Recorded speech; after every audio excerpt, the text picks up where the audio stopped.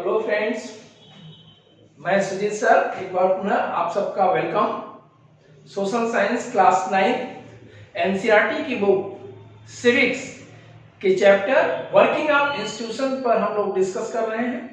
ये उसका video number 3 है, it means part 3 working of institution. हम लोगों ने शुरुआती वीडियो में बहुत कुछ देखा, एक बिल को लेकर के बात किया, ओबीसी बिल कैसे, 27% का रिजर्वेशन कैसे हमारे देश में इंप्लीमेंट हुआ, कैसे पॉलिटिकल इंस्टीट्यूशन काम की, ये तो बताना है। हमने एक बिल के फॉर्मेट को पूरा डिस्कस किया, एक लॉ बन करके पूरे देश में बीपी मंडल कमीशन की रिपोर्ट के आधार पर अगस्त 1990 में ओबीसी को 27% socially and educationally backward class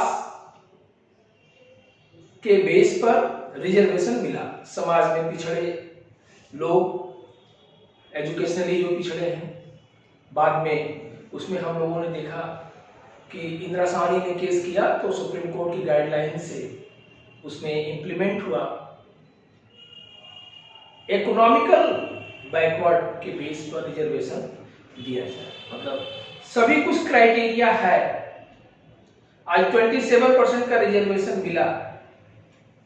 अब हम इस वीडियो में ये देखना चाहते हैं, इस पर डिस्कस करेंगे कि जो लॉ बनती है, जो पॉलिसी बनती है, जो कानून बनता है, वो कैसे बनता है। पहले हम यहां पर डिस्कस करेंगे why do we need a political institution. किसी भी डेमोक्रेटिक कंट्री में पॉलिटिकल इंस्टीट्यूशन की नीड होती है बच्चों, और डेमोक्रेटिक कंट्री में पॉलिटिकल इंस्टीट्यूशन इसलिए जरूरत होती है कि पावर ऑफ सेपरेशन होते हैं, लेजिस्लेचर, एग्जीक्यूटिव, जुडिशरी। जो लॉ बनती है अकॉर्डिंग टू कॉन्स्टिट्यूशन, जो लॉ इंप्लीमेंट होती है अकॉर्डिंग टू कॉन्स्टिट्यूशन, और लॉ भी जो फॉलो अप होता है अकॉर्डिंग टू कॉन्स्टिट्यूशन। सब इंडिपेंडेंट बॉडी है, लेकिन सब एक दूसरे से कोरिलेट करते हैं।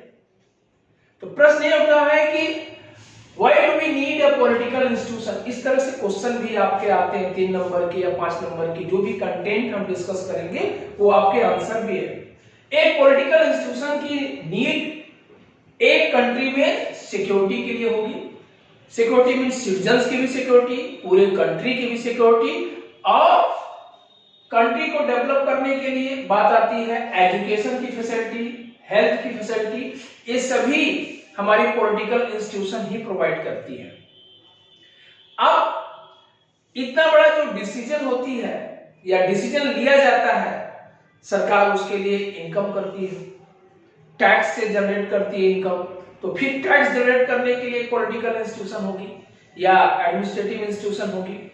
इसी प्रकार सब institution are required to make law. जो लॉ बनाती है बॉडी वो है एपेक्स बॉडी पार्लियामेंट, देश के सर्वोच्च पंचायत घर कह सकते हैं, वो हमारी parliament. Parliament is consist of Lok Sabha, Rajya Sabha, president. अब आप पूछोगे कैसे, इसको हम नेक्स्ट वीडियो में देखेंगे एक एक करके, क्योंकि यहीं से इस चैप्टर का पूरा ज्ञान है। पूरी एक तरह से देखा जाए वर्किंग ऑफ इंस्टीट्यूशन पार्लियामेंट के बने हुए लॉ पर ही वर्क करती है। अब सब institution take decision and implement them. अब कुछ इंस्टीट्यूशन ऐसी हैं क्या करती है, डिसीजन लेती है, जो पार्लियामेंट लॉ बनाती है। वो इंस्टीट्यूशन हमारी एग्जीक्यूटिव कहलाती है, head of the government prime minister. अब प्राइम मिनिस्टर के सहयोग के लिए जो सिविल सर्वेंट्स होते हैं, जैसा कि आपने देखा कि प्रीवियस वीडियो में देखिए कि जो 27% का रिजर्वेशन ओबीसी का जो इंप्लीमेंट हुआ, एक जीओ के द्वारा इंप्लीमेंट हुआ, गवर्नमेंट ऑर्डर जो इंप्लीमेंट हुआ एक अधिकारी के द्वारा, वो सिविल सर्वेंट होता है। And some institution work to resolve the disputes. इसको हम जुडिशरी कह सकते हैं, न्यायपालिका अर्थात सुप्रीम कोर्ट। ये भी एक इंस्टीट्यूशन है जो लॉ बॉडी बनाती है, जो इंप्लीमेंट करती है। अगर इसमें किसी प्रकार का डिस्प्यूट्स हो गया तो इसका जजमेंट सुपर होता है, क्योंकि इट इज ऑटोनॉमस बॉडी। ये भी एक इंस्टीट्यूशन है इसको भी हम क्रम से देखेंगे, एक एक इनके पूरे डिटेल्स में फंक्शन। जैसा कि अभी आपने देखा कि जब 27% का रिजर्वेशन बीपी सिंह की गवर्नमेंट ने इंप्लीमेंट किया तो इंदिरा साहनी ने केस किया अगेंस्ट सेंट्रल गवर्नमेंट, तो सुप्रीम कोर्ट का डिसीजन आया। अर्थात जब भी कोई डिस्प्यूट्स मैटर होता है तो सुप्रीम कोर्ट का डिसीजन फाइनल डिसीजन होता है। And then institution provide an opportunity for consultation and discussion, improve the quality of decision.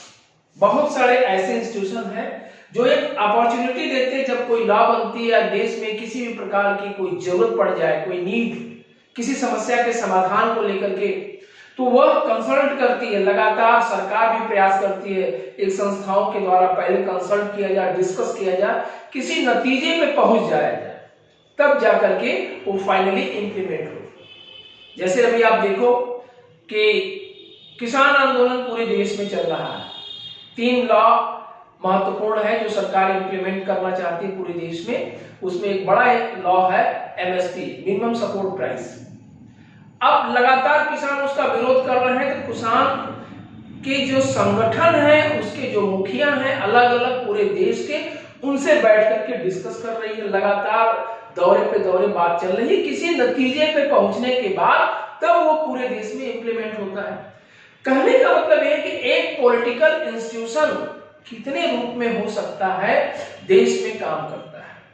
लेकिन अगर आप ये सोचते हो कि इतना ज्यादा इंस्टीट्यूशन की क्यों जरूरत है, एक ही इंस्टीट्यूशन गवर्नमेंट अपनी बने और काम कर दे, इट इज नॉट डेमोक्रेटिक। वो हिटलर की सरकार हो जाएगी, वो वर्तमान में नॉर्थ कोरिया की सरकार की तरह हो सकती है, क्योंकि बिकम द डिक्टेटर। और ये डेमोक्रेसी के साथ इनजस्टिस होगा। डेमोक्रेसी का मतलब ही है कि सभी को अपॉर्चुनिटी मिलनी चाहिए और डिसीजन सबके सहभागिता से, और वो भी अंतिम रूप से जनता की सहभागिता बहुत जरूरी होती है, तब वो देश में इंप्लीमेंट होता है। आई थिंक अब आपको ये बातें समझ में आ गई होगी कि पॉलिटिकल इंस्टीट्यूशन की नीड क्यों होती है। इसको कई तरीके से क्वेश्चन में पूछा जाता है, what is the need for political institution in a democracy country, या why do we need a political institution. बच्चों, इसी पॉइंट को सेम टू सेम अगर आप एग्जाम में भी लिखते हो तो आपको पूरा नंबर मिलता है। इसलिए आप जब भी YouTube हमारा देखते हैं तो अपनी बुक सामने रखा करिए और उसमें लाइन बाय लाइन भी देखा करिए। जब हम इसको जनरल लैंग्वेज में एक्सप्लेन कर देते हैं तो आपको आपके लिए नोट्स बनाने में और ये जो बोर्ड पे लिखे हैं इससे सहयोग लेने में बहुत ही सरल हो जाता है, और जवाब देने में भी बहुत ही सरलीकरण की तरफ आप बढ़ते हैं, मतलब सिंपल लैंग्वेज में हो जाता है, और फिर वो जवाब आपका एकदम मेच्योर जवाब होता है। फिर ये लगता है कि नहीं, स्टूडेंट्स ने इसको अच्छे से समझ कर जवाब दिया है। अब आती है बात पॉलिटिकल इंस्टीट्यूशन में, जो पहली बात हमने किया कि some institution are required to make law. Parliament की बात करेंगे। पार्लियामेंट हमारी जो सबसे बड़ी बॉडी है, टेक मेजर डिसीजंस, इसे हम अपने नेक्स्ट वीडियो में देखते हैं। आशा है वीडियो आपको अच्छा लगा। वीडियो अच्छा लगा तो आप अपने दोस्तों को भी शेयर करिए। ज्ञान बढ़ाने से, ज्ञान फैलाने से ज्ञान बढ़ता है बच्चों, सबको शेयर करना चाहिए, इससे जानकारी दूसरों तक भी पहुंचती है। Thank you for watching video.